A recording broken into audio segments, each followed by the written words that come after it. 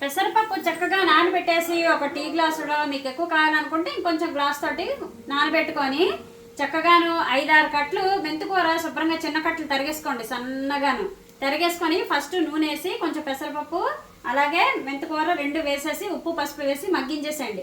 మగ్గించిన తర్వాత పొడి పొడిలాడుతూ మగ్గించండి. మగ్గించిన తర్వాత ఆవాలు, మినపప్పు, జీలకర్ర, ఎండుమిరపకాయలు, పచ్చిమిరపకాయలు అలాగే 2 వెల్లుల్లిపాయలు దంచి వేసుకొని పైన పోపు వేసి కలిపండి. సూపర్ టేస్ట్ ఉంటుంది. నేనైతే ఎప్పుడు ఇంగు పోపు చేస్తాను, ఇవాళ కాస్త డిఫరెంట్గా ట్రై చేద్దామని చెప్పేసి వెల్లుల్లిపాయ పోపు వేసాను. బాగుంది, టేస్టింగ్గా చూడలేదు కానీ చూడడానికి అయితే బాగుంది, వాసన కూడా బాగుంది.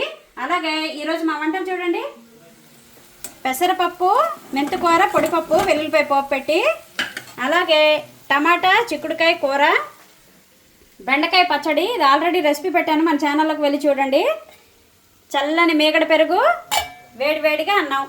ఇదండి ఈరోజు మా ఇంట్లో వంటలు. మీరేం వంటలు చేసుకున్నారు? లంచ్ చేసేసారా? నిన్న నేను పిండి పులిహోర కలిపానని చెప్పాను కదండి. టేస్ట్ అయితే సూపర్ వచ్చిందండి, మా పిల్లలకి బాగా నచ్చింది, చాలా బాగా తిన్నారు.